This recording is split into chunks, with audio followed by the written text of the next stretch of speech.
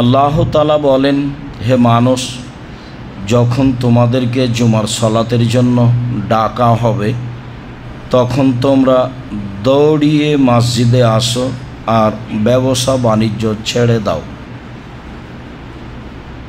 অতঃপর যখন সলাত শেষ হয়ে যাবে তখন আবারও পয়সা উপার্জনের পিছনে লেগে যাও। অযকুরুল্লাহ, আল্লাহকে বেশি বেশি ডাকো। যারাই আল্লাহকে বেশি ডাকে তারাই সফল হবে। আল্লাহ তাআলা অত্র আয়াতে আজানের সাথে সাথে মানুষকে ব্যবসা বাণিজ্য আয় উপার্জন ছেড়ে মসজিদে আসার জন্য আদেশ করেছেন। সলাত শেষ হয়ে গেলে আবারও আয় উপার্জনের পিছনে লেগে যেতে বলেছেন। তাতে তিনি বলেছেন, তুমি তোমার শরীরের গতি অনুযায়ী আল্লাহকে ডাকো, তুমি সফল হয়ে যাবা। এ কথা আল্লাহ তাআলা বলেন। তাহলে কাজের ফাঁকে ফাঁকে আল্লাহকে ডাকতে হবে। আমরা এ আয়াতের আলোচনা বিগত দিনে বুঝেছি যে ছুটির দিন বলে কোনো দিন নেই, উপার্জনের জন্য কোনো দিবস নেই। মানুষ প্রতিদিন উপার্জন করবে, এইটা আল্লাহর আদেশ। সেটা জুমার দিন হোক, সেটা শনিবার হোক, সেটা রবিবার হোক, সেটা কোনো জন্মদিবস হোক, সেটা যে দিবসই হোক না কেন, আয় উপার্জন বন্ধ করে অন্য কোনো কাজে লাগবে, আল্লাহ রাসূল তা নাকচ করেছেন। মানুষকে ইবাদত করতে হবে, আয় উপার্জন করতে হবে, এটা আল্লাহর আদেশ। তাতে এই কথা বলা হয়েছে যে পিতা ছেলের অতদিন খেতে পাবেন না, খাবেন না। খেতে পাবেন না বলতে খাবেন না যতদিন তিনি নিজে উপার্জন করতে পারবেন। পিতা নিজে উপার্জন করে খাবেন, এটাই তার জন্য শোভনীয়, ভালো। যদি আল্লাহ রাসূল বলেছেন ছেলে ও ছেলের সম্পদ তার পিতার, ছেলে নিজেই নিজের মালিক নয়, ছেলে এবং তার ছেলের অর্থ সম্পদ তার পিতার, এ কথা আল্লাহ রাসূল বলেছেন।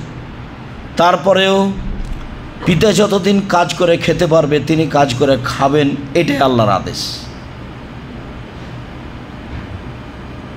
সম্মানিত দিনী ভাই বোন, বিষয়টি মসজিদের সাথে সম্পৃক্ত।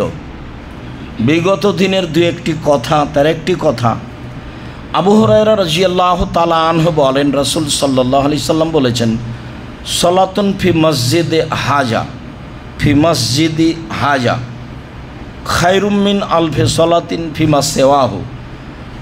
আমার এই মসজিদে 2 রাকাত সলাত পৃথিবীর যে কোনো অন্য মসজিদের চেয়ে 1000 গুণ উত্তম, এই কথা তিনি বলেন। তাতে তিনি বলেন, তবে মসজিদে হারাম নয়। আমি কাবা ঘরের কথা বলছি না। কাবা ঘর ব্যতীত যত মসজিদ আছে পৃথিবীতে, যে কোনো মসজিদে 2 রাকাত সলাত আদায় করলে জানে কি হবে? আমার এই মসজিদে, মসজিদে নববীতে 2 রাকাত সলাত আদায় করলে তার চেয়ে 1000 গুণ বেশি নেকি হবে, এই কথা মুহাম্মদ সাল্লাল্লাহু আলাইহি সাল্লাম বলেন। তাতে বিগত দিনে আমরা একটা আলোচনা খুব শক্তভাবে বলেছিলাম যে অবশ্যই ওই কথাটির ভিত্তিতে সেখানে সলাত আদায় করতে হবে তা নয়। কি সেটা? আবু হুরায়রা রাদিয়াল্লাহু তাআলা আনহু বলেন, আল্লাহর নবী বলেছেন, মা বাইনা মিম্বারি অবাইতি রাউজাতুন মিন রিয়াজিল জান্নাহ। আমার মিম্বার হতে আমার ঘর পর্যন্ত, যে ঘরে তিনি আয়েশা রাদিয়াল্লাহু তাআলা আনহা সহ থাকতেন, আমার মিম্বার হতে আমার ঘর পর্যন্ত এইটুকু জান্নাতের একটি অংশ, এ কথা তিনি বলেছেন। এ কথার অর্থ এই নয় যে এখানে সলাত আদায় করতে হবে, এবং বিষয়টি আমরা খুব শক্তভাবে পেশ করেছিলাম, মনে আছে বলে আমার অনুমান। তাতে এবছরের হজ সফরে বহু মানুষই হয়তোবা কিছু বলতে চেয়েছেন, যাতে বলতে চেয়েছেন যে সলাত আদায় করা যায়। আর সলাত তো আদায় করা যাবেই সেখানে, কিন্তু আপনাকে ভিন্নভাবে প্রস্তুতি নিয়ে সলাত আদায় করতে হবে কেন? এর কি প্রমাণ? এইটুকু তাতে আমি বলেছি আল্লাহর নবী বলেননি, সাহাবিগণ বলেননি, তাবেগণ করেননি, তাবেগণ করেননি, পৃথিবীর কোনো বিদ্বান এ কথা বলেননি যে এখানে সালাত আদায় করলে বেশি নেকি হবে। বলে হিসাব ওই কথা আবারও চূড়ান্তভাবে বলছি, মসজিদ নববী বর্তমানে যা আছে 100 বছর পরে যদি তার 4 ও 10 গুণ বেশি হয়ে যায়, যে পর্যন্ত এরিয়া করা হবে সেই পর্যন্ত কোনো এক জায়গায় 2 রাকাত সালাত আদায় করলে পৃথিবীর যে কোনো মসজিদ থেকে 1000 গুণ বেশি নেকি হবে, এ কথাই ঠিক। এটা হলো মসজিদে নববীর মান। রাসূল যেটুকু বড় করেছিলেন সেটুকু মসজিদে নববী, পৃথিবীর মানুষ প্রয়োজনে যত বড় করবে সেটুকু মসজিদে নববী। এর অর্থ এই নয় যে যেটুকুকে তিনি রওজাতুম মিন রিয়াজিল জান্নাহ বললেন সেইটুকুতে সালাত আদায় করতে হবে। সেটুকু তিনি কি বলেছেন, এই লম্বাভাবে বলেছেন, তার কি তিনি মাপ দিয়েছেন? সেখানে তিনি সালাত আদায় করতে বলেছেন। কেন এত বাড়াবাড়ি করতে হবে? প্রমাণ ছাড়া বাড়াবাড়ি ভুল। আপনি এটার কোনোদিনও করার চেষ্টা করবেন না। পৃথিবীতে যেখানে যারা বাঙালি আছেন, আমি আপনাদের সকল দিনই ভাই বোনকে বলছি, রাসূলকে উপেক্ষা করে কিছু করার চেষ্টা করবেন না। শেষে ইহকালও যাবে, শেষে পরকালও যাবে। কম করেন সেটাই ভালো, বেশি করে বিদাত করবেন সেটা ভালো নয়।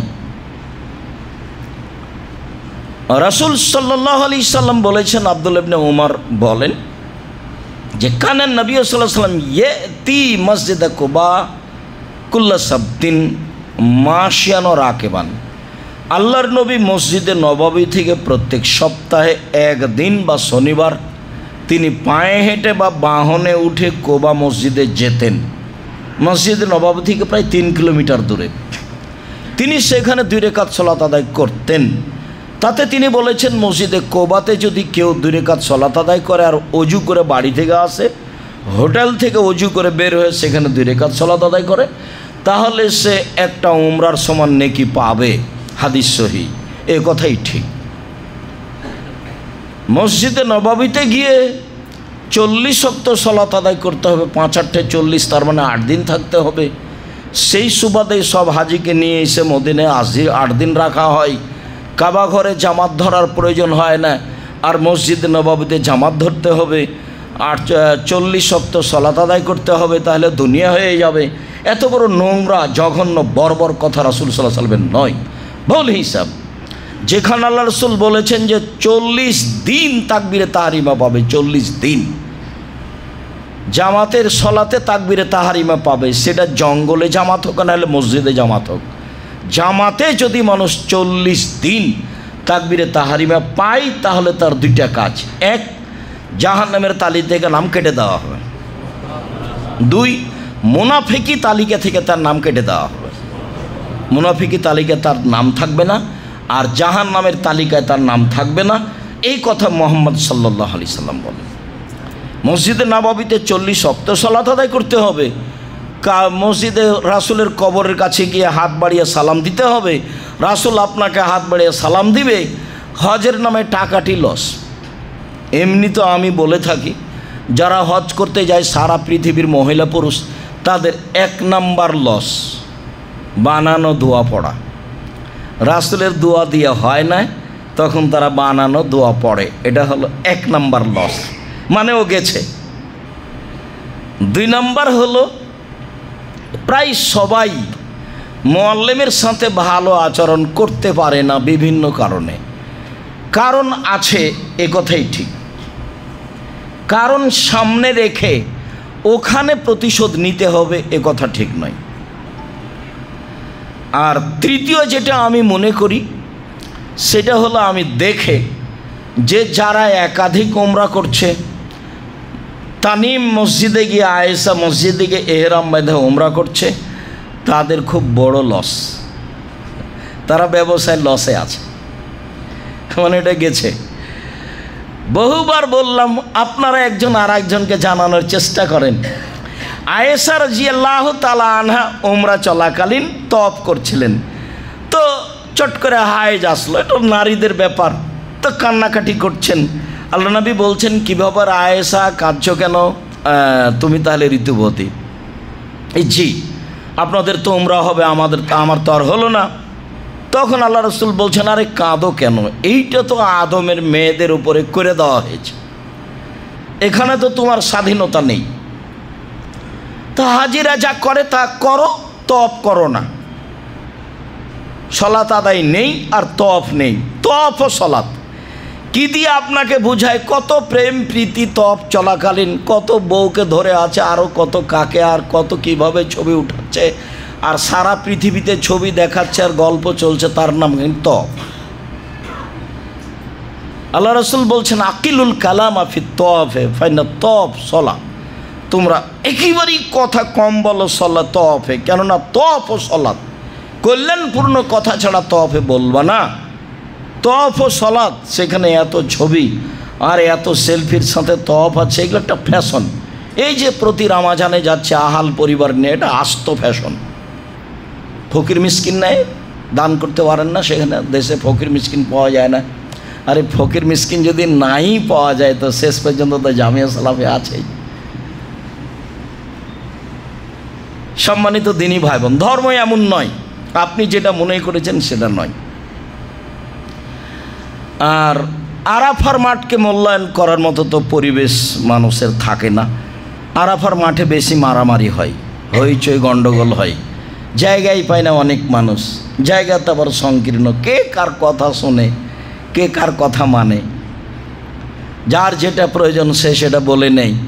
আর যখন সলাতের টাইম আসে তখন কিনা ঝগড়া, কে পড়বে যে 2 রেকাত পড়বে না 4 রেকাত পড়বে, আবার 4 রেকাত পড়বে তো একসাথেই জোহর আসর পড়বে না জোহরের টাইমে আসর আসরের টাইমে। ধর্ম তো ওখানে মানার ব্যাপারে স্বাধীন, সরকারি তার কোনো নিয়ম নেই। সরকারের পক্ষ থেকে সরকার তো লিজ দিয়ে রেখেছে, যারা লিজ নিয়েছে, যারা টেন্ডার নিয়েছে তারা তো হইচই হতে দেবে না। কোনো প্রকার পুরুষ পুলিশ আর নারী পুলিশ আর যে হোক না কেন, কারোর প্রয়োজন নাই যে হজ ভালোভাবে হোক, সবার প্রয়োজন যেন কোনো হইচই না হয়, সবার প্রয়োজন কোনো সমস্যা যেন না হয়। 40% বেশি জায়গা ফাঁকা থাকে কিন্তু আপনাকে যেতে দেবে না, ওখানে সলাত আদায় করতেও দেবে না। পাহারাদার দিয়ে আর পুরুষ আর নারী দিয়ে আর ওই যে ঘেরার বাড়গুলো দিয়ে কাবাঘর ভর্তি করা আছে, যেখান দিয়ে যাবেন সেটাই নিষেধ, মামনু, সব নিষেধ। আর আপনার কিছু করারও নেই, আল্লাহ মাফ করো। তো হজের নিয়ম কারণ কে আরাফাকে মূল্যায়ন করবে? আরাফা তো হলো যখন গেছে, বলেছি, তারপরেও আসলে আবেগে বলছি আপনাকে, বলে তো গেছি, একদিন তো খুতবা এ বিষয় হয়েছে। তো আরাফার মাঠে তো 1 নম্বর কথা আগে থেকেই ছিল, লব্বাইক আল্লাহুম্মা লব্বাইক লব্বাইক লা শারীকা লাকা লব্বাইক ইন্নাল হামদা ওয়া নি'মাতা লাকা ওয়াল মুলক লা শারীকা লাক চলবে। আরেকটা দোয়া এসে যোগ হয়েছে, তাতে আল্লাহ রাসূল বলেছেন, খায়রি দোয়া ইয়ামে আরাফা, সবচেয়ে উত্তম দোয়া হচ্ছে আরাফার দোয়া। ও খায়রু মা কালা আল আম্বিয়া মিন কাবলি, সবচেয়ে উত্তম দোয়া আমার পূর্বে নবীগণ বলেছেন এবং আমি যেটা বলেছি, তাহলে বোঝা যাচ্ছে এই দোয়া এই মাঠে পূর্বের সব নবী বলেছেন। তা হলো লা ইলাহা ইল্লাল্লাহু ওয়াহদাহু লা শারীকা লাহু লাহুল মুলকু ওয়া লাহুল হামদু ওয়া হুয়া আলা কুল্লি শাইইন কাদির। আর জোহর আসর একসাথে পড়ে নেওয়ার পরে এই যে হাত তুলে দোয়া শুরু হবে, কান্নাকাটি যে যা পারে, সূর্য ডুবা পর্যন্ত, এর নাম আরাফার মাঠ। আরাফার মাঠে আল্লাহ তাআলা বলেন ফেরেশতাদেরকে, ফেরেশতা দেখো তো আমার দাস দাসী এলোমেলো চুলে ধুলাবালি মেখে কি বলে। দেখো তো ফেরেশতা আমার দাস দাসী পুরুষ নারী এলোমেলো চুলে ধুলাবালি মেখে রোদের মধ্যে কি বলে। ওরা যা বলে সেটা আমি করে দিলাম। আল্লাহ রাসূল বলছেন, বেলাল একটু জনগণকে থামতে বলো। আমি জনগণকে থামতে, চুপ থাকতে বললাম, মানুষ তো অনেক। আল্লাহ রাসূল বললেন, জনগণ শোনো, জিবরাইল এখনই আমার কাছে এসেছিলেন। জিবরাইল আমাকে বললেন, মোহাম্মদ আল্লাহ আপনাকে সালাম দিয়েছেন। 1, 2, মোহাম্মদ আল্লাহ তাআলা আরাফাবাসী এবং মুজদালিফাবাসীকে ক্ষমা করে দিয়েছে। 3, আরাফাবাসী যারা আরাফায় উপস্থিত হয়েছে তাদের জিম্মেদারি আল্লাহ নিয়ে নিয়েছেন। সেখানে চলছে হইচই, কে কাকে মানে। আর আসরের পর থেকে হইচই, চলো চলো আগে গাড়িতে উঠো, গাড়িতে উঠলে আপনি দোয়া করতে পারবেন, কোথায় ব্যাগ, কোথায় বউ, কোথায় ছেলে মেয়ে, কোথায় কি, কোথায় ইবাদত গেছে ধুয়ে, শুধু খালি হইচই। যা দেখেছেন বা দেখছেন, যা বাস্তবে আপনি কোনো দিন গেলে দেখবেন। যাক, বলছিলাম রাসূল সাল্লাল্লাহু আলাইহি সাল্লাম প্রত্যেক দিন, প্রত্যেক সপ্তাহে শনিবারে পায়ে হেঁটে বা বাহনে উঠে মসজিদে কোবাতে যেতেন। কোনো দিন গেলে মসজিদে কোবাতে যেতে হবে 2 রাকাত সালাত আদায়ের জন্য। রাসূল সাল্লাল্লাহু আলাইহি সাল্লাম বলেছেন তাতে কবুল হজের সমান নেকি হবে। উল্লেখ্য যে এখানে একটি কথা বিগত জুমায় হয়তো বা অনেক মহিলা বা পুরুষ বুঝতে পারেননি, সেটা হলো এই যে মসজিদের নববীতে 1000 গুণ বেশি নেকি হবে। আর বলেছিলাম কাবা ঘরে কি হবে, কাবা ঘরে 1,00,000 গুণ বেশি নেকি হবে। এই হাদিসটাতে একটু ত্রুটি রয়েছে, তবে লক্ষের বেশি হবে মর্মে যত হাদিস আছে সবই সই। লক্ষের বেশি, লক্ষের বেশি, লক্ষের বেশি, বোঝা যায় না কথা। তাতে মনে হয়েছিল বিগত জুমায় আলোচনার এক পর্যায়ে কিছু মহিলা বা কিছু পুরুষ বুঝতে ভুল করেছিলেন যে কাবা ঘরে লক্ষের বেশি, সব হাদিস লক্ষের বেশি, সব সহি। হজ করতে গিয়ে, উমরা করতে গিয়ে মানুষ যেটা লসে থাকে, লাভটা ভুলে গিয়ে সেটা, যেগুলো লসের কথা বললাম, আর লাভে যেটা ছিল সেটা করতে পারে না। সেটা হলো কাবা ঘরে তওয়াফের চেয়ে আর কোনো দামি ইবাদত নেই। তওয়াফ শুরু করলে পা যতবার উঠাবে তত 10টা পাপ মিটে যাবে আর 10টা নেকি লিখা হবে। পা নামালে 10টা পাপ মিটে যাবে আর 10টা নেকি লিখা হবে। আর রুকনে ইয়ামানি থেকে হাজরে আসওয়াদ পর্যন্ত গেলে তার পাপ মুছে দেওয়া হবে। এটা হলো তওয়াফ। তাতে আল্লাহ রাসূল বলেছেন 24 ঘন্টা সালাত চলবে, তওয়াফ চলবে, এখানে কোনো নিষিদ্ধ সময় নেই। তাতে তিনি বলেছেন 24 ঘন্টা সালাত চলবে, কোনো নিষিদ্ধ সময় নেই। 24 ঘন্টা তওয়াফ চলবে, তাতে কোনো নিষিদ্ধ সময় নেই। মনে রাখা ভালো হবে যে নিষিদ্ধ সময় পৃথিবীর সব মসজিদেই রয়েছে, কাবা ঘর ব্যতীত। মনে রাখা ভালো হবে যে নিষিদ্ধ সময় পৃথিবীর সব মসজিদে রয়েছে, কাবা ঘর ব্যতীত। কাবা ঘরে কোনো নিষিদ্ধ সময় নেই। 2 রাকাত সালাত আদায় করলে 1,00,000 রাকাতের বেশি নেকি হবে, এ কথাই ঠিক। তওয়াফ করলে এমন নেকি হবে, এ কথাই ঠিক। সেখানে হাজি ঘুমিয়ে আছে আর মসজিদের নববীতে গিয়ে 40 ওয়াক্ত সালাত ধরবে, তাই দৌড়াদৌড়ি লেগেছে। জবাব মুআল্লিমকে দিতে হবে। যারা দায়িত্ব পালন করছে, যারা বই লিখেছে, তাদের দিতে হবে। আমার বুঝে আল্লাহ আমাকে মাফ করো, আমি আমার তদন্তে বলছি, আমার কথাই চূড়ান্ত, এ কথা নয়। তবে আমার তদন্তে আমি বলছি 95 থেকে 98 জন, 1999 জন মানুষের হজ হয় না। এবং প্রায় বই মিথ্যা কথা লেখা আছে, 2-1টার কথা বলতে পারছি। প্রায় বই ধর্মের নামে মিথ্যা কথা আছে হজের বই।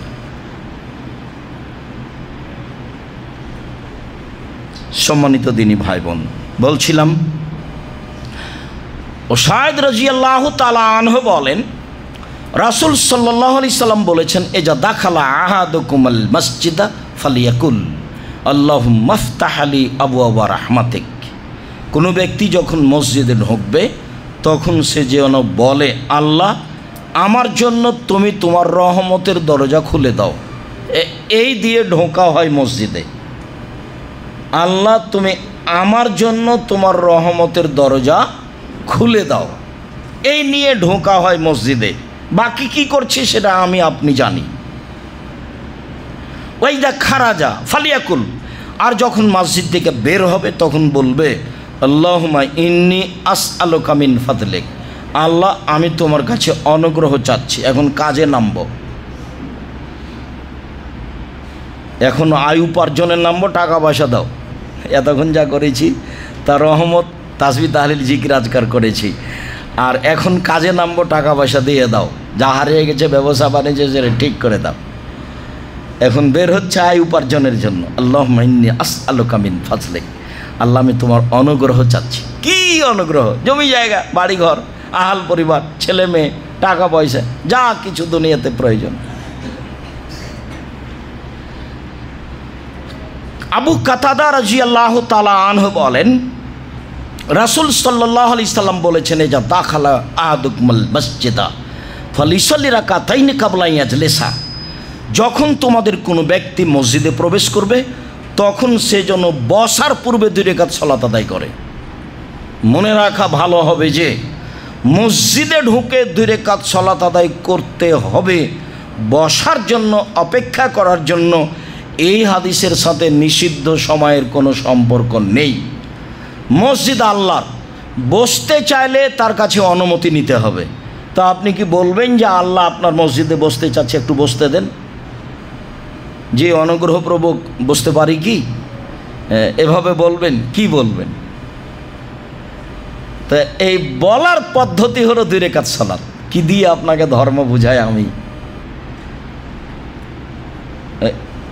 অনুমতি চাও। মসজিদ কার? আল্লাহ বলছেন মাসাজিদুল্লাহ, সব মসজিদ আল্লাহর জন্য, সব মসজিদ আল্লাহর জন্য। তো এখন এখানে বসতে চাইলে অনুমতিও তার কাছে নিতে হবে। তো অনুমতির পদ্ধতি কি? 2 রাকাত সালাত। তাহলে রাসূল বলছেন, তোমাদের কোনো ব্যক্তি মসজিদে ঢুকলে সে যেন বসার পূর্বে 2 রাকাত সালাত আদায় করে।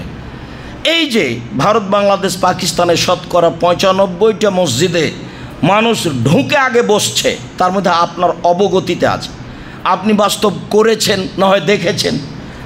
আর আমি কোনোদিন করিনি, তবে দেখেছি। আপনি করেন, না হয় দেখেছেন। গত জুমায় আপনি যেখানে ছিলেন সেখানেই করেছেন। আপনি ঢুকে আগে বসেছেন। এটা রাসূলের সাথে অন্যায় আচরণ করা হয়েছে। আল্লাহ রাসূলের সাথে অন্যায় আচরণ করে অনুমতি ছাড়া আপনি মসজিদে বসেছেন, রাসূলের আদেশকে আপনি অমান্য করেছেন। ভুল হিসাব। নিষিদ্ধ কোনো সময় নেই এই 2 রাকাতের জন্য। সারা পৃথিবীর যে কোনো মসজিদে যে কোনো সময়ে ঢুকে যদি বসতে চাই তাহলে তাকে অনুমতি নিতে হবে। অনুমতি হচ্ছে 2 রাকাত সালাত। এই 2 রাকাত সালাতের জন্য নিষিদ্ধ সময় নেই, এটাই চূড়ান্ত। সম্মানিত দিনী ভাই বোন, রাসূল খুতবা চলাকালীন ঢুকেছেন, একজন ঢুকে বসে গেছেন, তাহলে কিছুটা গতিবিধি ছিল আগে থেকেই। বসতে আল্লাহ রাসূল বলছেন, কুম সাল্লি রাকাতাইন, এই উঠো উঠো, 2 রাকাত সালাত আদায় করো। তাহলে যিনি খুতবা দিচ্ছেন উনি যদি কাউকে দেখতে পান যে ঢুকেই বসে গেলেন, তাহলে তাকে উঠিয়ে সালাত আদায় করতে বলতে হবে। এইটা আদেশ পালন করতে হবে, না করলে রাসূলকে অন্যায়, রাসূলের সাথে অন্যায় আচরণ করেছে ইমাম সাহেব। ইমাম যদি দেখতে পান যিনি খুতবা দিচ্ছেন যে একটা লোক ঢুকে বসে গেছে, তাহলে ইমামের জরুরি কর্তব্য কি? তাকে বলবেন উঠেন, 2 রাকাত সালাত আদায় করেন। তারপরে খুতবা চলাকালীন আল্লাহ রাসূল আদেশ করছেন, উঠতে বলছেন। সম্মানিত দিনী ভাই বোন, বিষয় বুঝে একটু আমল করার চেষ্টা করি। আল্লাহুম্মা সাল্লি আলাইহি, আল্লাহুম্মা বারিক আলাইহি।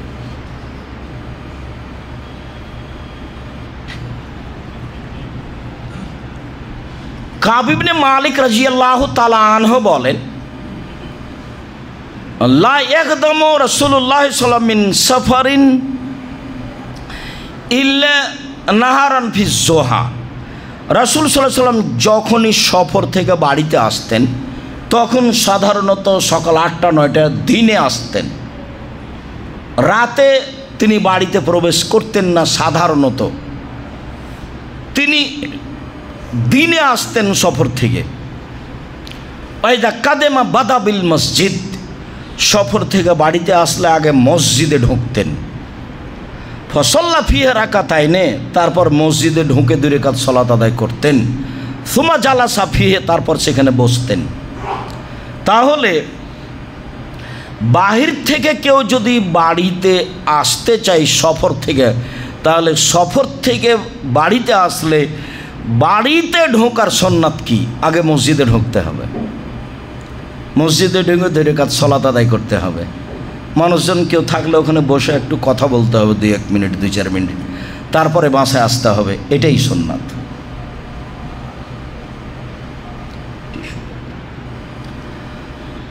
রাসূল সাল্লাল্লাহু আলাইহি সাল্লামের এটা নিয়মিত সুন্নাত। আমরা যখন আসব তখন এইটুকু সুন্নাত পালন করার চেষ্টা করতে হবে। আনাস রাদিয়াল্লাহু তাআলা আনহু বলেন, আবু হুরায়রা রাদিয়াল্লাহু তাআলা আনহু বলেন, রাসূল সাল্লাল্লাহু আলাইহি সাল্লাম সামিয়া রাজুলান ইয়ানসুদু যাল্লাতান ফিল মসজিদ, একটা লোককে হারিয়ে যাওয়া জিনিস খুঁজতে শুনলেন মসজিদে। একটা লোক বলছে, আমার কাপড় হারিয়ে গেছে, বা আমার টুপি হারিয়ে গেছে, আমার টাকা হারিয়ে গেছে, কেউ পাইলে একটু দিবেন। এইভাবে একটা লোক হারিয়ে যাওয়া জিনিস খুঁজছে মসজিদে। তখন আল্লাহ রসুল বললেন, ফালিয়াকুল, সে যেন বলে, আল্লাহ রসুল বলছেন সে যেন বলে, লা রাদ্দাহাল্লাহু আলাইকা। আল্লাহ রসুল বললেন, লা রাদ্দাহাল্লাহু আলাইকা, তোমার হারিয়ে যাওয়া জিনিস যেন আল্লাহ তোমাকে ফেরত না দেয়। কেন? ফাইনাল মাসাজিদ আল্লাম তুবনা লেহাজা, মসজিদ হারিয়ে যাওয়া জিনিস খোঁজার জন্য নয়, মসজিদ হারিয়ে যাওয়া জিনিস খোঁজার জন্য নয়। হাদিস কিন্তু বুখারী মুসলিম, খুব ভালোভাবে মনে রাখতে হবে। এখন কিন্তু গ্রামের মসজিদে বলা হয় ছাগল হারিয়ে গেছে সে কথা, টাকা হারিয়ে গেছে সে কথা, আর মরা মানুষের খবর মাইকে বলা হয়। মরা মানুষের খবর দিতে হবে, হাদিস বুখারী মুসলিম। মরা মানুষের খবর চিৎকার করে দেওয়া যাবে না, এই হাদিসও বুখারী মুসলিম। চিৎকার করা কেন যাবে না? আগে মানুষ মারা গেলে ঢোলাই দেওয়া হতো। ঢোলাই বুঝি না আমরা? আগে তো গ্রামে বলতো, ঢোলের উপরে মারতো, ঢাকের উপরে মারতো বাড়ি, আর লোকটা চলে যেত আর বলতো আজকে বিকাল 3টায় অমুক হবে। বা কেউ জিজ্ঞাসা করতো কী ব্যাপার, কিসের ঢোলাই? বলে আজকে অমুক জায়গায় কাছারিতে বিকাল 3টায় বৈঠক আছে। এরকম কিছু বলা হতো, এরকম চিৎকার করে বলা হতো। যেই চিৎকার মাইকিং করে বলছে অমুক ব্যক্তি তার নিজ বাসভবনে বা হাসপাতালে ইন্তেকাল করিয়েছেন, মারহুমের জানাজা বিকাল 3টায় অনুষ্ঠিত হবে, আপনারা সবাই মিলে জানাজা অংশগ্রহণ করে অশেষ সওয়াবের ভাগীদারি হন। ধর্ম পাগল হয়ে গেছে। ধর্ম এখন মানুষের হাতে, হজ মানুষের হাতে, নিজের ব্যাপার। কি দিয়ে আপনাকে বলি, যা 2013 সালে ঘটেছিল আজকে তাই ঘটেছে। সেদিন 29 তারিখ ঢাকা হাজি ক্যাম্পে ঢুকলাম, চামড়ার স্যান্ডেলগুলো পায়ে আছে, মুরব্বী মানুষ 24 বছর থেকে এখানে মানুষকে হজের নিয়মকানুন শেখাচ্ছে। ঢুকতে আমাকে বলছে স্যান্ডেলটা খুলেন। কেন কেন স্যান্ডেল খুলতে হবে? যে এহরাম পরলে এই স্যান্ডেল চলবে না। কে বলেছে আপনাকে কথা? ধর্ম কি আপনার বাপের সম্পত্তি? ধর্ম কি পৈতৃক সম্পত্তি নাকি? কতদিন থেকে আপনি এই কাজ করেন? 24 বছর থেকে মানুষের হজ নষ্ট করেছেন। এহরাম আমি জুতা পরিবর্তন করব কেন? কে আপনাকে কথা বলেছে? যান আপনি বলে দিন আজ থেকে 24 বছর থেকে আমি মানুষের হজ নষ্ট করেছি। আব্দুর রাজ্জাক বিন ইউসুফ বলেছেন। রাসূল সাল্লাল্লাহু আলাইহি সাল্লাম এহরাম বাঁধার জন্য জায়গা উল্লেখ করেছেন। ভারত, বাংলাদেশ, পাকিস্তান এলামলাম এহরাম বাঁধবে, এমনও তার অন্তর্ভুক্ত। তাতে তিনি বলেছেন এমানবাসীর জন্য এলামলাম। তারপরে তিনি বলেছেন হুন্না লাহুন্না, এইসব এলাকার জন্য এই জায়গা। তারপরে তিনি বলেছেন ওমান আতা আলাইহিন্না, সারা পৃথিবীর মানুষ যারা এমানের উপর দিয়ে পার হবে, এই জায়গার উপর দিয়ে তারা এলামলামে এহরাম বাঁধবে। ভারত, বাংলাদেশ, পাকিস্তানের মানুষ ঢাকা থেকে যাক, করাচি থেকে যাক, বোম্বাই থেকে যাক, কলকাতা থেকে যাক, সব বিমান এলামলামের উপর দিয়ে পার হয়। এবং বৈমানিকের পক্ষ থেকে বলা হয় এখন থেকে নিয়ে 30 মিনিটের মধ্যে বিমান এলামলামের উপর দিয়ে পার হবে, এই কথা বলা হয়। এবং অনেক বিমানে বলা হয় এহরাম এহরাম এহরাম। আপনি কাপড় পরেছেন ভালো কথা, অসুবিধা হতে পারে বিমানে, এইখানে আপনাকে লাভবাহিক বলতে হবে কেন? ভদ্রলোক বলছে যে বাড়ি থেকে এহরাম বাঁধলে হবে। আমি এখন কি বলতে পারি? তা আমার চট করে ধরা পড়েছে। এই কথা তো আমাকে 2013 সালে বলেছিল, এই মুরব্বি তাহলে বলেছিল। অনেক কিছু বললাম এখানে রুজি উপার্জন করতে হবে না। যদি কোথাও না পাওয়া যায় রুজি, তাহলে ভিক্ষা করে খেতে হবে। আপনি মুরব্বী মানুষ, ভিক্ষা করে খাওয়া লাগবে না।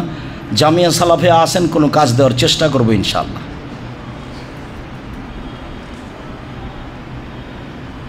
ধর্ম নিজের হাতে চলে গেছে, স্বাভাবিক ব্যাপার। মসজিদের মাইকে এভাবে চিৎকার করে মরার খবর বলা যাবে না, এ কথাই ঠিক। মোবাইলের মাধ্যমে কোটি মানুষকে খবর জানান আপনি, যেটা চিৎকার নয়। বাড়ি গিয়ে বলে আসেন যেটা আগে বলা হতো, সেটা চিৎকার নয়। রাসূল সাল্লাল্লাহু আলাইহি সাল্লাম হারিয়ে যাওয়া জিনিস মসজিদে খুঁজতে নিষেধ করেছেন। নিষেধের ঢং তিনি এইভাবে বলেছেন, আল্লাহ ওর হারিয়ে যাওয়া জিনিস তুমি তাকে ফেরত দেবা না, এই কথা বলেছেন প্রথমে। এইটাই ঢং বলার। আপনি যদি মসজিদে কেউ হারিয়ে যাওয়া জিনিস খুঁজছে শুনতে পান, তাহলে আপনি বলবেন, তাহলে রাসূলের আদেশ পালন করা হবে যে আল্লাহ তুমি তাকে এই জিনিস ফিরিয়ে দিও না, এটাই আদেশ। তারপরে বলছেন ফাইনাল মাসাজিদ আলাম তুবনা লিহাজা, মসজিদে এই জন্য বানানো হয়নি। অথচ মসজিদে আল্লাহর নবী বিবাহ পড়াতেন, মসজিদে আল্লাহ রসুল বিচার আচার করতেন, মসজিদে আল্লাহ রসুল সাহাবীদের পড়াশোনার ব্যবস্থা করতেন, মসজিদে অনেক কিছু করতেন, মসজিদে হদ বাস্তবায়ন করতে নিষেধ করেছেন। একটা লোককে 100 লাঠি পিটাতে হবে, সেটা মসজিদে করা হবে না, বাইরে নিয়ে যেতে হবে। মসজিদে অনেক কিছু করা যায়, এ কথাই ঠিক, মানুষের সামাজিক। আবার অনেক কিছু করা যায় না, এ কথাই ঠিক। তার একটা হারিয়ে যাওয়া জিনিস মসজিদে খোঁজা যায় না, যা রাসূল সাল্লাল্লাহু আলাইহি ওয়াসাল্লাম কঠোরভাবে নাকচ করেছেন। আবু হুরায়রা রাদিয়াল্লাহু তাআলা আনহু বলেন, রাসূল সাল্লাল্লাহু আলাইহি ওয়াসাল্লাম বলেছেন, মান আকালা শাজারাতাল মুনতেনাতা ফালা ইয়াকরাবান্না মসজিদানা, কোনো ব্যক্তি যদি গন্ধযুক্ত খাদ্য গাছ খায়, পেঁয়াজ রসুন বা অন্য যত কিছু খাদ্যে মুখ গন্ধ করবে, যত কিছু খাদ্য দুনিয়াতে আছে খাওয়ার পরে মুখে গন্ধ থাকবে, ফালা ইয়াকরাবান্না মসজিদানা, সে যেন আমার মসজিদের নিকটে না আসে। ওটা খাওয়া না যায় যে কথা নয়, ওটা আপনি খেতে পারেন, ওটা হালাল জিনিস, খেতে পারেন, কিন্তু খেয়ে আপনি মসজিদে আসবেন যখন আপনার মুখে গন্ধ আছে, তা নয়। কেন? ফাইনাল মালাইকাতা তাতাওয়াজ্জা মিম্মা ইয়াতাওয়াজ্জাল ইনসু মিনহু, যেখানে মানুষ কষ্ট পায় সেখানে ফেরেশতা কষ্ট পান, যেখানে মানুষ কষ্ট পায় সেখানে ফেরেশতা কষ্ট পান, যেখানে মানুষ কষ্ট পায় সেখানে ফেরেশতা কষ্ট পান, তাহলে ফেরেশতা আরও বেশি পান। জিবরাইল আলাইহিস সালাম আমাদের নবীকে বলতেন মুখ পরিষ্কার করেন। আমি এই কথা বলিনি যে জিবরাইল আলাইহিস সালাম মুহাম্মদ সাল্লাল্লাহু আলাইহি ওয়াসাল্লামের মুখ গন্ধ করেন। যিনি আমার বিরুদ্ধে কথা বলেছেন, আমার কাছে তিনি কি চাইবেন? ক্ষমা। আল্লাহকে বলতে হবে আমার ভুল হয়েছে, আল্লাহ তুমি ক্ষমা করো। আল্লাহর নবী মানুষ, তার মুখে মানবিক গন্ধ ছিল, যার কারণেই তিনি যখন তখন মেশাক করতেন। কেন? তিনি নূরের তৈরি নন। আমি মানবিক গন্ধ বললাম তো আপনার গা জ্বলে উঠলো কেন? কেন জ্বলে উঠবে? যদি ঝকঝকাই মুখ থাকে তাহলে ঘুম থেকে উঠে মুখ পরিষ্কার করেন কেন? সালাতের পূর্বে তিনি মুখ পরিষ্কার করতেন কেন? বাহির থেকে ভিতরে ঢুকলেই তিনি মুখ পরিষ্কার করতেন কেন? দেখেন, পবিত্রতার আলোচনায় বিস্তারিত বলা আছে। আবার আলোচনা ফিরিয়ে নিয়ে এসে দেখেন পবিত্রতার আলোচনা মেসাক নিয়ে আলোচনা করার সময়তে তিনি সেখানে, আমি একটা হাদিসের ত্রুটি আছে কিছুটা, সেটাও বলা হয়েছে যে আল্লাহ রাসূল বলছেন যে জিবরাইল যত আমাকে মুখ মেশক করার কথা বলছেন, তাতে মনে হচ্ছে আমি মুখের সামনের দিক ছিলেই ফেলি নাকি। তো জিবরাইল আলাইহিস সালাম কয়বার মুখ দাঁত পরিষ্কার করেন? দিনে? একদিনও করেন না। কেন? তার এটা প্রয়োজন নাই, তিনি নূরের তৈরি। আর আমাদের নবী কিসের তৈরি? মাটির তৈরি। ভুল হিসাব, আপনার হিসাবই ভুল। মুহাম্মদ সাল্লাল্লাহু আলাইহি ওয়াসাল্লাম নূরের তৈরি নন, মুহাম্মদ সাল্লাল্লাহু আলাইহি ওয়াসাল্লাম মাটির তৈরি। তার পিতা ছিলেন, তার মাতা ছিলেন, তিনি স্বামী স্ত্রীর মাধ্যমে দুনিয়াতে এসেছেন। তিনি খেতেন, তিনি পেশাব করতেন, তিনি পায়খানা করতেন, তিনি মানুষ। তার স্ত্রী ছিল, তার চলাফেরা ছিল মানুষের মতো। তিনি মানুষের সঙ্গে উঠতেন, বসতেন, সামাজিক কথা বলতেন, সব কিছু করতেন। তিনি একটা মানুষ। আপনার আমার মধ্যে পার্থক্য, নবী সম্মানী পার্থক্য। নবী জিবরাইল তার কাছে আসেন, আমার কাছে আসেন না। আর আয়েশা রাদিয়াল্লাহু তাআলা আনহা বলছেন, জালা নবী বলছেন, আয়েশা তোমাকে জিবরাইল সালাম দিল। আয়েশা বলছেন, ঠিক আছে আপনাকেও সালাম, জিবরাইলকেও সালাম। আপনি তো জিবরাইলকে দেখতে পান না, আমি তো দেখতে পাই না। এক বিছানায় তিনজন, জিবরাইল আলাইহিস সালাম, মুহাম্মদ সাল্লাল্লাহু আলাইহি ওয়াসাল্লাম এবং আয়েশা রাদিয়াল্লাহু তাআলা, এক বিছানায় তিনজন, এক ল্যাপের নিচে তিনজন। বুখারী মুসলিমের হাদিস। অথচ আয়েশা রাদিয়াল্লাহু তাআলা দেখতে পান না কোথায় জিবরাইল। ওনার পদার্থ ভিন্ন, জিবরাইলের তৈরি পদার্থ ভিন্ন, মুহাম্মদ সাল্লাল্লাহু আলাইহি ওয়াসাল্লামের তৈরি পদার্থ ভিন্ন। অতএব ইসলামকে ইসলামের গতিতে, মুহাম্মদ সাল্লাল্লাহু আলাইহি ওয়াসাল্লামের নীতিতে মেনে নিতে হবে। তাহলে আমি ভালো মনে রাখতে হবে, চিরদিন বলে আসছি, এক গিলাস পানি পান করতে যেই ধর্মে 5টা বিধান লাগে, সে ধর্ম এমনি চলে না। এক গিলাস পানি পান করতে যে ধর্মে 5টা বিধান লাগে, 1 ডান হাতে ধরতে হবে, 2 বিসমিল্লাহ বলতে হবে, 3 বসে পান করতে হবে, 4 3 শ্বাসে পান করতে হবে, 5 বসে পান শেষে আলহামদুলিল্লাহ বলতে হবে। এক গিলাস পানি পান করতে যে ধর্মে 5টা বিধান লাগে সে ধর্ম এমনিতেই চলে, মগের মুল্লুকের মতো, এ কথা ঠিক নয়। আনাস রাদিয়াল্লাহু তাআলা আনহু বলেন, রাসূল সাল্লাল্লাহু আলাইহি সাল্লাম বলেছেন, আল বোজা কফিল মসজিদে খাতিয়াতুন ওয়া কাফফারাতুহা দাফানুহা।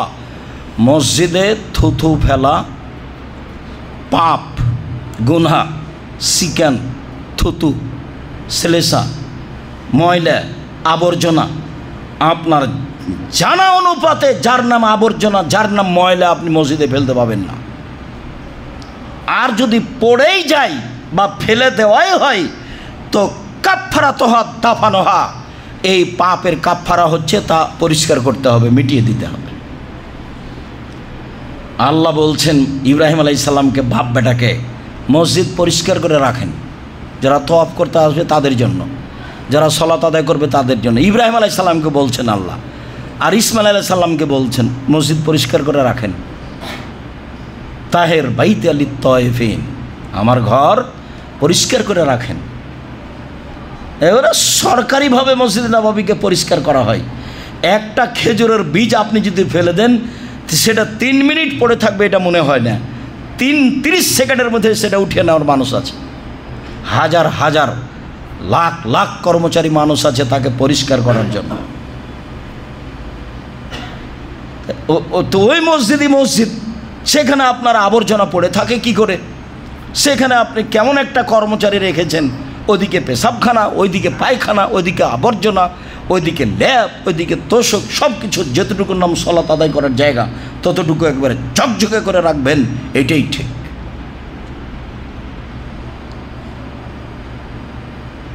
আবু যার গেফারি রাদিয়াল্লাহু তাআলা আনহু বলেন, রাসূল সাল্লাল্লাহু আলাইহি সাল্লাম বললেন, ওরেজাত আলাইয়া, ওরেজাত আলাইয়া আমালা উম্মতি, আমার কাছে আমার উম্মতের সব আমল পেশ করা হলো। হাদিস বুখারী মুসলিম। আমার কাছে আমার উম্মতের সব আমল পেশ করা হলো। ফাওয়াজাদতু ফি মাহাসিনে আমালিহা, আমি আমার উম্মতের সবচেয়ে যেটা ভালো নেকি পেলাম, আমার উম্মতের ভালো মন্দ যে নেকি আমার কাছে পেশ করা হলো তার মধ্যে সবচেয়ে যেটা ভালো নেকি পেলাম, উত্তম নেকি পেলাম, সেটা হলো এই আল আদা ইউমাতানি তরিক, ওই ময়লা কষ্টদায়ক জিনিস যেটা রাস্তায় পড়েছিল সরিয়ে দেওয়া হয়েছে। মানে রাস্তা বন্ধ করার কোনো কাজ করা যাবে না, এমপি মন্ত্রীর জন্য রাস্তা বন্ধ করা যাবে না, মিছিল বের করার জন্য রাস্তা বন্ধ করা যাবে না, কারফিউ জারি করে রাস্তা বন্ধ করা যাবে না। রাস্তার মান ভিন্ন।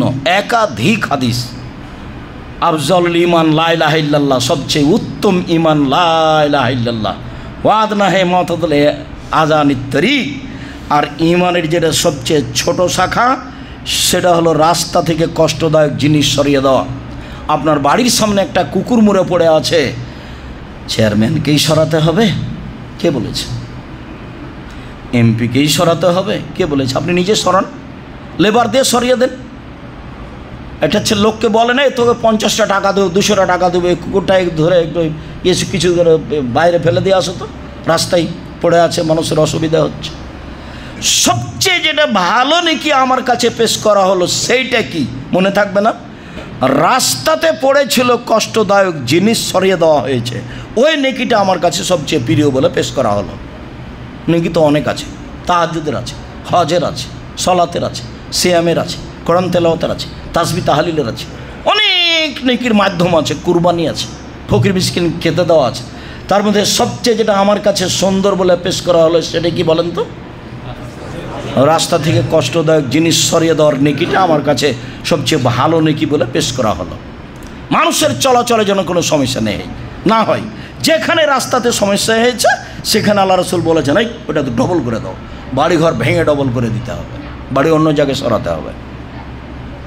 গণ্ডগোল হলে রাস্তা ডবল হবে, যা ছিল তার চেয়ে। এটাই নিয়ম। রাস্তার ব্যাপারে রাসূলুল্লাহ সাল্লাল্লাহু আলাইহি ওয়াসাল্লাম আপোষ করেননি। রাস্তায় যদি আপনার প্রাচীর, এই যে আপনার জেলার খবর আমি বলতে পারছি না, নারায়ণগঞ্জ যেখানে জামিয়া সালাফিয়া আছে, রাস্তার শেষ প্রান্তে প্রাচীর দিয়েছে, প্রাচীরের বাইরে গাছ লাগানো আছে, তো গাছটা কোথায় লাগিয়েছে? আপনার গাড়িটা এই তো চলনে একটু পরে, এইরকম করছেন কেন? প্রাচীরের শেষ প্রান্তে আপনি প্রাচীর দিয়েছেন, জমির শেষ প্রান্তে প্রাচীরের বাইরে গাছ লাগিয়েছেন, এটা কি? রাসূল সাল্লাল্লাহু আলাইহি ওয়াসাল্লামের কাছে সবচেয়ে উত্তম আমল যেটা পেশ করা হলো আমলের মধ্যে, সেটা এটা। তারপরে অমিন মাসাবিয়া আমালেহা, আমার উম্মতের সবচেয়ে যেটা খারাপ আমল আমার কাছে পেশ করা হলো সেটা হলো আন-নখাত ফিল মসজিদে তাকুনো ফিল মসজিদে লা তুদফানো, ময়লা মসজিদে পড়ে আছে সেটা সরানো হলো না। উনি জানেন যে এটা ময়লা, তারপর ও নিজে সরালো না, আর ওই গুনাহটা আমার কাছে সবচেয়ে খারাপ গুনাহ বলে পেশ করা হয়েছে। হাদিস কিন্তু বুখারী মুসলিম। আমি একজন অনুবাদক, এখানে মধ্যে কিছু আছে এটা বোঝার সুযোগ নেই। আমার কাছে যেটা সবচেয়ে খারাপ পাপ বলে পেশ করা হলো সেটা আপনার চোখের সামনে বা আপনার পক্ষ থেকে ময়লা মসজিদে পড়ে গেল, সেটা আপনি সরালেন না, সেটা হলো খারাপ পাপ বলে রাসূলের কাছে পেশ করা হলো, যা রাসূল সাল্লাল্লাহু আলাইহি ওয়াসাল্লাম বলেন। আবু হুরায়রা রাদিয়াল্লাহু তাআলা আনহু বলেন, রাসূল সাল্লাল্লাহু আলাইহি ওয়াসাল্লাম বলেছেন, মান কামা ইলা সলা, তোমাদের কোনো ব্যক্তি যদি সলাতে দাঁড়ায় তাহলে ফালা ইয়াবসুক আমামাহু, সামনের দিকে যেন থুথু না ফেলে। থুথুর তো প্রয়োজন হতেই পারে, নাকের আপনার শ্লেষার শিকানের প্রয়োজন হতেই পারে। তো কি করতে হবে? তোমাদের কোনো ব্যক্তি যদি সলাতে দাঁড়ায় তাহলে সে সামনের দিকে থুথু না ফেলে। কেন? ইন্নামা ইউনাজিল্লাহা, ও তো আল্লাহর সাথে চুপে চুপে কথা বলছে। আমিন ছাড়া সলাতের মধ্যে কোনো জায়গায় জোরে হবে না, সব চুপে চুপে। সামি আল্লাহু লিমান হামিদা রাব্বানা লাকাল হামদ হামদান কাসীরান তাইয়িবান মুবারাকান ফি, একজন সাহাবী জোরে বলেছিলেন, তার পূর্বেও কেউ কোনোদিন জোরে বলেননি, পরেও কেউ কোনোদিন জোরে বলেননি, আর এটা সাহাবীদের নীতি ছিল না। তারপরে দুই সিজদার মাঝের দোয়া, আল্লাহুম্মা গফিরলি ওয়ারহামনি ওয়াহদিনি ওয়াআফিনি ওয়ারযুকনি, এটা ইমাম শাফি রাহিমাহুল্লাহর পক্ষ থেকে জোরে বলার কথা আছে। ভারত, বাংলাদেশ, পাকিস্তানে যারা চার মাঝহাবের কোনো একটা মাঝহাব মানতে হবে বলেই মুসলিম পার্সোনাল ল খ্রিস্টানেরা চেয়েছিল, খ্রিস্টান শাসকেরা, ব্রিটেনের আসা শাসকেরা, তখন এই আহলে হাদিস যারা, তারা বলেছিল আমরা সাফুল মাসলাকের লোক। ওই সুবাদে এখনও যারা আহলে হাদিস বলে নিজেকে দাবি করে, অনেকেই মনে করে যে দুই সিজদার মাঝের দোয়া জোরে বলতে হবে, রাব্বানা লাকাল হামদ হামদান কাসীরান তাইয়িবান মুবারাকান ফি, এই দোয়া জোরে বলতে হবে। আপনার মনে রাখা ভালো হবে যে আমিন ছাড়া কোনো অংশ জোরে হবে না। কেন? যে ব্যক্তি সালাত আদায় করছে সে তার প্রতিপালকের সাথে চুপে চুপে কথা বলছে। ইনাজিল্লাহা, সে আল্লাহর সাথে চুপে চুপে কথা বলছে, কথা আল্লাহর নবী বলেন। তারপরে বলছেন ওয়ালা ইয়াবসুকা আন ইয়াসারিহি ইয়ামিনিহি, ডান দিকে যেন থুথু না ফেলে। কেন? ফাইন্না আন ইয়ামিনিহি মালাকান, ডান দিকে ফেরেশতা রয়েছেন। তাহলে বাম দিকে ফেরেশতা থাকে না, বিশেষ যারা কিছু করে তারা ডান দিকেই থাকে। আল্লাহ রাসূল তো এভাবে বলছেন, এখন বলছেন ওয়াল ইয়াবসুকা আন ইয়াসারিহি, বাম দিকে থুথু ফেলে যেন, আও তাহাতা রিজলিহি, পায়ের নিচে ফেলে যেন, অফিরাতিন তাহাতা রিজলুল ইসরা, বাম পায়ের নিচে ফেলে যেন। এই পর্যন্ত বুখারী মুসলিম। অন্য হাদিসে এসেছে যে এছাড়াও টিস্যুতে রুমালে কোনো কিছু ধরে নিয়ে আল্লাহ রাসূল নিজে ওটাকে ধরে নিয়ে ওই কাপড়টাকে একটা আর একটার সাথে চেপে দিলেন, ডলে দিলেন। তাহলে এখন তো যেসব মসজিদে সালাত আদায় করছে টাইলস করা আছে, মাটির মসজিদ যদি হতো তাহলে না হয় আপনি পায়ের নিচে ফেলে দিয়ে ডলে দিতেন। আল্লাহ রসুল বলছেন সুমায়াত ফেনো, তারপর ডলে দিবে, বাম পায়ের নিচে ফেলে বা বাম দিকে ফেলে পা দিয়ে ডলে দিবে। তো সেটিকে এখন হবে? তাহলে এখনকার জন্য পথ আর একটা হাদিস আছে, সময়ের গতিতে আবারও আসবে, তখন বলবো। আপাতত আজকের মতো অংশ থেকে এটুকু বলে রাখলাম যে থুথু টিস্যু পেপারে ধরে নিতে হবে, ঠিক থুথু বা এরকম কিছু নাক থেকে আসুক, যেটা থেকে আসুক না কেন, ময়লা কিছু সলাৎ চলাকালীন যদি প্রয়োজন হয় ধরে নেওয়ার, তাহলে টিস্যু পেপার বা কাপড়ে ধরে নিতে হবে। কাপড়ে ধরে নিয়ে আপনার জন্য যেটা সহজ হয়, আল্লাহ রাসূল এভাবে দেখালেন, তিনি এভাবে ডলে দিলেন। এভাবে ডলে দিলে নগদ যেটা রূপরেখা সেটা থাকবে না, কাপড়ের সাথে কী হয়ে যাবে, মিশে যাবে, যেটা মানুষের প্রয়োজন। এখন তো টাইলসের মসজিদ, শেষ বাক্যটা তো কিয়ামত পর্যন্ত চলবে। যেই মসজিদে হোক না কেন, হীরা মুক্তা মানিক্যর স্বর্ণের, যেটাই হোক, এটাই পদ্ধতি, এটাই নিয়ম, এটাই সুন্নাত মসজিদের বিষয় বলছিলাম। আয়েশা রাদিয়াল্লাহু তাআলা আনহা বলেন, রাসূল সাল্লাল্লাহু আলাইহি সাল্লাম বলেছেন, লানা রাসূলুল্লাহ সাল্লাল্লাহু আলাইহি সাল্লাম ফি মারাজিহি আল্লাতী লাম তাকুম। আল্লাহ রাসূল ওই অসুস্থ অবস্থায় বলেছিলেন যেই অসুস্থতা থেকে তিনি আর ভালো হননি, যাতে তিনি আয়েশা রাদিয়াল্লাহু তাআলার কোলেই ইন্তেকাল করেছেন, দুনিয়া ত্যাগ করেছেন। সেই অসুস্থতায় তিনি বলেছিলেন, লানাল্লাহুল ইয়াহুদা ওয়ান নাসারা ইত্তাখাযু কুবুর আনবিহিম মাসাজিদা। আল্লাহ ইহুদি খ্রিস্টানদের প্রতি অভিশাপ করুক, তারা কবরকে মসজিদ তৈরি করেছে, কবরের পাশে মসজিদ করছে বা মসজিদের সাথে কবর দিচ্ছে। মানুষ মনে করছে যে মসজিদের পাশে কবর দিতে হবে, মানে কবি নজরুল ইসলাম বুঝতে পারেনি, বলেছেন মসজিদের পাশে কবর দিও ভাই, তাহলে কবরের শাস্তি হতে এই গুনাহগার পাইবে রেহাই। ওইসব বাক্য বলা আছে, যেটা বক্তব্যের কোনো জায়গায় বলা আছে যে কবি নজরুল ইসলাম ভুল বলেছেন, মসজিদের পাশে কবর দিয়ে যদি গুনাহ মাফ হয়ে যায়, তাহলে তো ধনী মানুষ বাড়িতে একটা করে মসজিদ করবে, সামনে যা করলাম বাড়ি ঘরে করলাম, একটা মসজিদও করি, ছেলেরাকে বলে যাবে মসজিদের পাশে আমার কবর দিও। বল হিসাব, যদি আপনার পিতার কবর কাবা ঘরের নিচে ঢুকিয়ে দেওয়া হয়, 1 পয়সা লাভ হবে না। বহুদিন আগে থেকে এই কথা বলে আসছি, কাবা ঘরের নিচে যদি আপনার পিতার কবর দিয়ে দেওয়া হয়, 1 পয়সা লাভ হবে না। আমল অনুযায়ী বিচার হবে, এ কথাই ঠিক। জন্দব রাদিয়াল্লাহু তাআলা আনহু বলেন, রাসূল সাল্লাল্লাহু আলাইহি সাল্লাম বলেন, আলা ওয়াইন্না মান কানা কাবলাকুম কানু ইয়াত্তাখিজুনা কুবুর আনবিয়াহিম ওয়া সালিহিহিম মাসাজিদা। অতীতের মানুষেরা নবী এবং সৎ মানুষের কবরে মসজিদ তৈরি করত। তাহলে এই কথা নতুন নয়, যুগ যুগ ধরে চলে আসছে, শতাব্দীর পর শতাব্দী চলে আসছে যে মানুষ কবরকে মসজিদ তৈরি করে, মসজিদের পাশে কবর দেয়।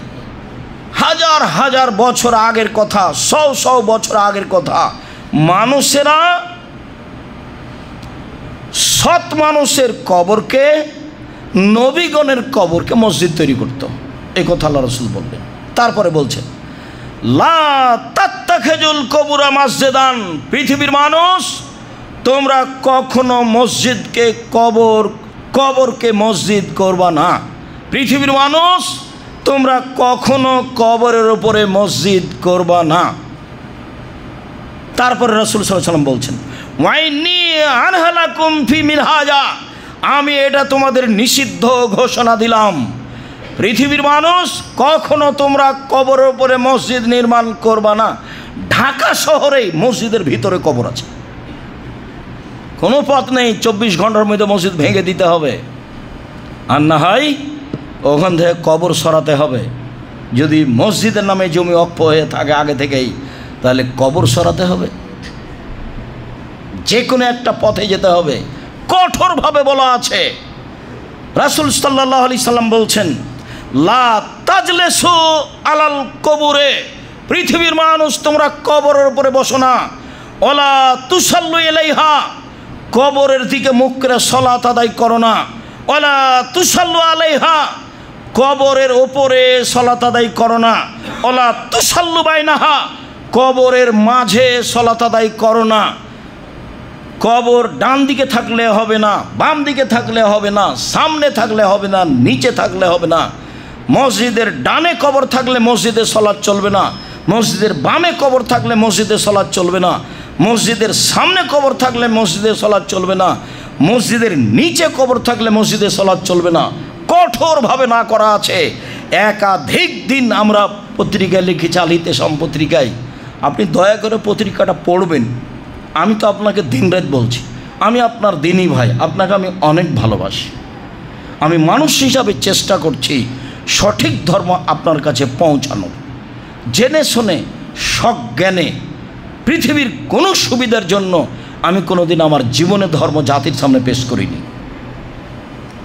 যার কারণে আপনাকে আমি অনুরোধ করি, জুমার দিনে আপনি সহ, আপনার মা বোন সহ, আপনার ভাই বন্ধু ভাবে আত্মীয় স্বজন সহ সবাই আসার চেষ্টা করবেন। আমি আপনার কিছু না কিছু উপকার করবো ইনশাআল্লাহ, জুমার খুতবার শুরু থেকে নিয়ে শেষ পর্যন্ত।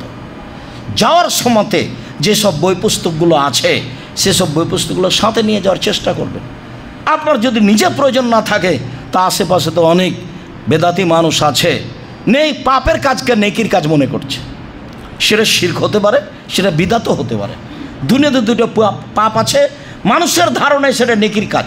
দুনিয়াতে দুইটা পাপ আছে, সেটা মানুষের ধারণায় নেকির কাজ। দুনিয়াতে দুইটা পাপ আছে, যে পাপের নিজস্ব ক্ষমতা আছে, অন্যান্য পাপের নিজস্ব ক্ষমতা নেই। মানুষের ধারণায় নেকির কাজ, অথচ সেটা পাপ। সেটা কি? বিদাত। সেটা কি? শিরক। আর এর নিজস্ব ক্ষমতা হলো বিদাত ইবাদাত কবুল হতে দেবে না যতদিন আপনি না ছাড়বেন। লাইক বলা আনহ আদল সারফ, তার ফরজ ইবাদাত কবুল হবে না, তার নফল ইবাদাত কবুল হবে না ও যদি বিদাত করে তাহলে। আর শিরক মানে অতীতের সব নেকি গেছে। ঢাকা বিমানবন্দরে নেমে আপনার ছেলে এসেছে দামি গাড়িটা নিয়ে আপনাকে নিয়ে যাবে, গোলাপ শাহের মাজারের পাশ দিয়ে যাচ্ছিলেন, 10 টাকা আপনি গোলাপ শাহের মাজারে দিয়ে দিয়েছেন। হজের যদি এক নেকি থাকে, সুবহান আল্লাহর যদি এক নেকি থাকে, তাহলে ইসলাম ধর্ম মিথ্যা। আপনার এক নেকি থাকলো না, এ কথাই ঠিক। আমি যদি বুঝাতে না পারি তাহলে আমি অক্ষম। শরীয়ত ঠিকই আছে, আমার অক্ষমতার ধরুন আপনাকে আমি বুঝাতে পারিনি। এটাই চূড়ান্ত যে দুনিয়াতে দুইটা পাপ আছে, যেই পাপের নিজস্ব ক্ষমতা আছে, যেটা মানুষের ধারণায় নেকির কাজ অথচ তা পাপের কাজ। 1 শিরক, 2 বিদাত। শিরক করলে আল্লাহকে অপমান করা হয়, অতীতের নেকি নষ্ট হয়ে যায়। বিদাত করলে রাসূলকে অপমান করা হয়, ইবাদত কবুল হয় না। নবী বলেছেন এলামলাম, আর মুরব্বী বলছে বাড়ি থেকে এহরাম বাঁধলে চলবে। তো রাসূল কেন এসেছেন আমি এখন কি দিয়ে বলি? কি ছাই করতে আল্লাহ নবী আসলেন? নাউজুবিল্লাহি মিন জালিক। নবী তো আমার আপনার জন্য এসেছেন। পৃথিবীর কোনো মানুষের যে কথা চলে না, একমাত্র মুহাম্মদ সাল্লাল্লাহু আলাইহি ওয়াসাল্লামের কথা চলে। ওমর যদি বলেন কাল থেকে এহরাম বাঁধতে হবে স্ব স্থান থেকে, সে কথা বাতিল। সম্মানিত দিনী ভাই বোন, আপাতত আজকের মতো আমরা শেষের স্থানে চলে আসলাম। এই বিষয়ে সময়ে কথা আরও বেশি হবে। কবর নিয়ে আল্লাহ রাসূলের কঠোর কথা আছে। উঁচু কবর ভেঙে দিতে বলেছেন, যেমনভাবে তিনি বলেছেন যে ছবি মূর্তি ভেঙে দাও, লা তাদা তেমসালানিল্লা তমাস্তাহ আলী, তুমি ছাড়বে না কোনো ছবি মূর্তি ভাস্কর্য, সবকে ভেঙে চৌচির খান খান করে দাও। আলী তুমি ছাড়বে না কোনো উঁচু কবর, সবকে ভেঙে সমান করে দাও। হাদিস মুসলিম, একাধিক সহিহ হাদিস।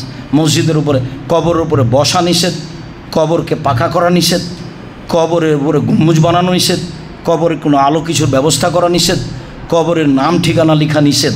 বলা ইউক্তাব আলাইহি, কবর উপর কোনো কিছু লেখা যাবে না। আপনার নামটা সুন্দর করে লিখে দিতে হবে, এর কোনো প্রয়োজন নাই। যা কিছু করবেন কিছুই হবে না। ওই লোকটা মারা গেল, সবাই বলছে যে ও তো মোরতাদ, সে কবি, এমন কবরে ফুল চাপালো। আমি আর কি বলি, ওকে কবরে মায়েরা একাকার করে দিল, আর এরা বলছে ফুল চাপিয়ে সিক্ত করলো কবরকে, ফুল দিয়ে সিক্ত করলো কবরকে। ধর্ম পাগল হয়ে গেছে। কবরের শাস্তি মানুষের হাতে এসেছে। কবরে ফুল দিয়ে কবরকে সিক্ত করলো, কবরবাসীকে শীতল করে দিল ফুল দিয়ে। ধর্ম কি এমন? বিবেচনা করতে হবে মরার আগে। মরে বিবেচনা করে কোনো লাভ নেই। আমি আর আপনি লাশ মাত্র। আজকে মানুষ, একটু পরে লাশ। কিছুই না, কোনো কিছু করার নাই, কোনো পথঘাট নাই যাতে আপনি মানুষকে কিছু জানাতে পারবেন, ছেলে মেয়েকে জানাতে পারবেন কিছু। কবরে কি অবস্থায় আছেন, পৃথিবীতে কোনো এমন পথঘাটই নেই। কোটি কোটি টাকার মালিক হলেও সারা পৃথিবীর মালিক যদি আপনি হন, তবু আপনার অবস্থা আপনি আপনার পৃথিবীর কোনো মানুষকে জানাতে পারবেন না। তার নাম মরণ, তার নাম কবর। অতএব রাসূল সাল্লাল্লাহু আলাইহি সাল্লামের কথাকে মূল্যায়ন করে ক্ষমা চেয়ে পরকালমুখী নিজে হয়ে ছেলে মেয়েকে পরকালমুখী করার প্রাণপণে চেষ্টা করে দুনিয়া থেকে বিদায় নিতে হবে। প্রতিপালক তুমি সর্বশক্তিমান, তুমি সব কিছু করতে পারো। তোমার দরবারে জানাচ্ছি, আজকে ইহুদি খ্রিস্টান ক্ষমতা দেখিয়ে মুসলমানের উপরে নির্যাতন চালাবে, নির্দ্বিধায় মুসলমানকে হত্যা করবে। তোমাকে আজিজ বলে বিশ্বাস করি, তুমি পরাক্রমশালী, তুমি বিশাল ক্ষমতার অধিকারী। মানুষ ফেরাউনকে একেবারে নিঃস্ব করে পানিতে ডুবিয়ে দিয়েছ, এটা তোমাকে বিশ্বাস করি। তুমি সর্বশক্তিমান। আজ পৃথিবীর সবচেয়ে শক্তিশালী সম্পদ, সামান্যতম শক্তিশালী জাতি, সামান্যতম ঝড় বৃষ্টি দিয়ে তাকে ধ্বংস করেছ।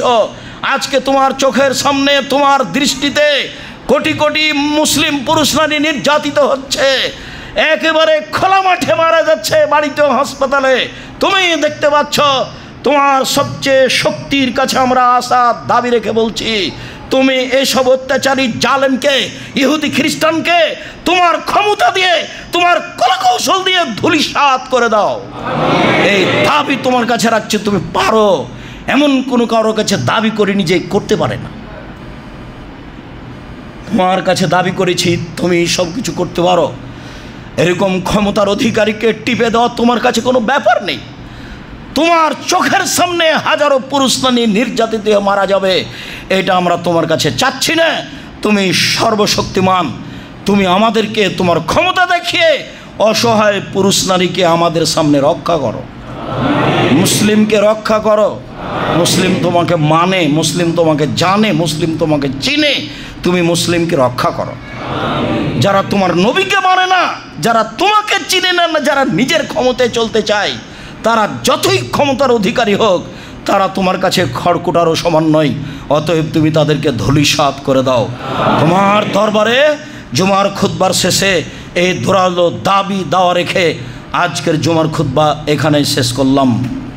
সুবহানাকাল্লাহুম্মা ওয়া বিহামদিকা আশহাদু আল্লা ইলাহা ইল্লা আনতা আস্তাগফিরুকা ওয়া আতুবু ইলাইক।